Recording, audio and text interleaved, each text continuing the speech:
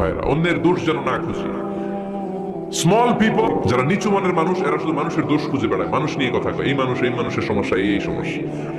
যারা মাঝারি মনের মানুষ, তারা বিভিন্ন ঘটনা নিয়ে কথা বলে, বিভিন্ন বিষয় নিয়ে কথা বলে। আর গ্রেট পিপল, যারা মহামানুষ, they talk about ideas, তারা নতুন নতুন আইডিয়া নিয়ে কথা বলে।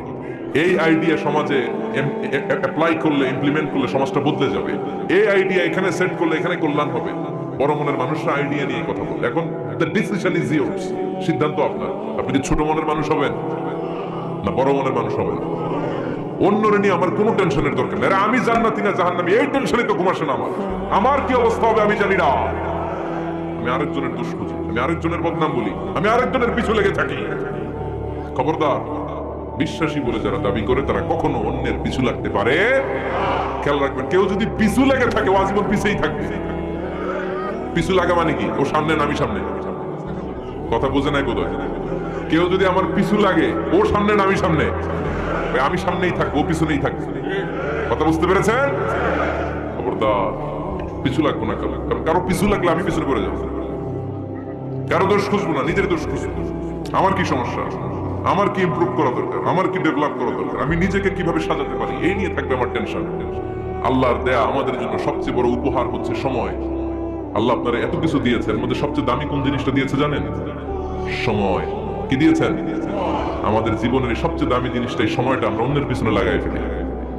অন্যের দোষ খুঁজতে খুঁজতে অন্যের এই সময়টা দিয়ে দিই, নিজের সময় নিজের কাজে লাগাতে পারি না, তাই না? এজন্য আমরা যেন অন্যের দোষ না খুঁজি, নিজের দোষ খুঁজো না। আদেশটা কার? আওয়াজ করে বলতে হবে, আদেশটা কার? এরপরে রব্বুল আলামিন বললেন, আরে খবরদার, কাউরে মন্দ নামে ডেকো না। প্রত্যেককে যে নামে ডাকলে সে খুশি হয় তাকে ওই নামে ডাকো। কোনো মন্দ নামে কখনো কাউরে ডাকা যাবে না। মন্দ নামে ডাকা যাবে? সম্মানিত ভাইরা, কাউরে মন্দ নামে ডাকবেন, তার যেই নাম ওই নামে ডাকবেন। যে নামে সে নিজেকে ডাকলে পছন্দ করে তাকে ওই নামে ডাকবেন। মন্দ নামে কাউরে ডাকা যাবে না। এটা কবিরা গুনাহ। এটা কি গুনাহ? কবিরা গুনাহ। কারণ এই নামটা তার কাছে খুব আদরের, খুব যত্নের। হুজুর আপনার নাম কি? সুলাইমান ফারুকী। আপনার কাছে মনে হতে পারে, আরে কত সুলাইমান তো জীবনে দেখছি, কত সুলাইমান আছে বাংলাদেশে, 10,000 সুলাইমান আছে না নাই? আছে। তো আপনার কাছে এরকম মনে হয়, কিন্তু ভাইজানের কাছে কি এরকম মনে হয়? ভাইজানের কাছে সুলাইমানটা খুব দরদের, খুব প্রিয়, খুব আদরের। কারণ এই নামে ভাইজানকে সবাই চিনে, ঠিক কিনা? আমার নাম মিজান, আপনার কাছে মনে হতে পারে আরে এই নামের কত লোক আছে বাংলাদেশ, আছে না? কিন্তু আমার কাছে এই নামটা খুব দরদের। কারণ আমার এই মিজান বললে আমি বলি কি, আরেকজনের ডাকলে আমি তাকাই, ঠিক কিনা? ভাবছি আমারে ডাকছে, কারণ এই নামটার প্রতি আমার একটা দুর্বলতা কাজ করে।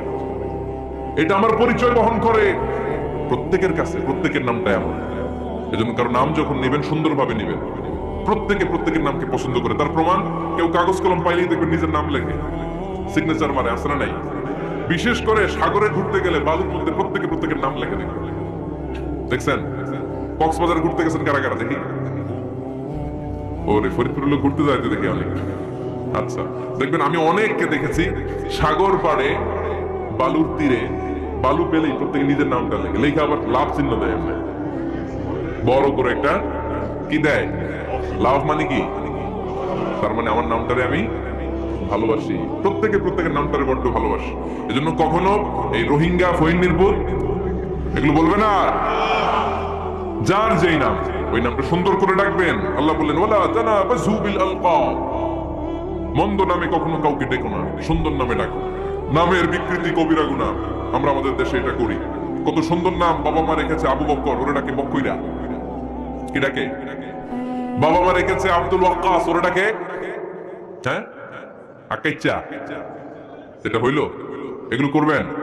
আল্লাহর নামের সাথে মিলে কি সুন্দর নাম, আব্দুল কুদ্দুস, ওরে কি ডাকে? হ্যাঁ, আজকে থেকে আর ডাকবেন? খবরদার, আন্দাজ অনুমান করে কথা বলো না। এই যে তানিবু কাসীরাম মিনাজ যান, অতিরিক্ত আন্দাজ আর অনুমান নির্ভর কথা থেকে বেঁচে থাকো। আদেশটা কার? আন্দাজে কোনো কথা আমরা বলবো না, অনুমান নির্ভর কথা বলবো না। কারণ ইন্না বা'দা যান্নি ইস, বেশিরভাগ আন্দাজ অনুমান নির্ভর কথাগুলো মিথ্যা হয়, ফলে পাপ হয়, ঠিক কিনা? আপনি জীবনে যত আন্দাজ করে কথা বলেছেন তার বেশিরভাগই মিথ্যা, বেশিরভাগই ভুল। তাহলে আন্দাজ অনুমান নির্ভর কথা কোনো মুমিন বলতে পারে? খবরদার, আন্দাজ অনুমান নির্ভর কোনো কথা আমরা বলবো না।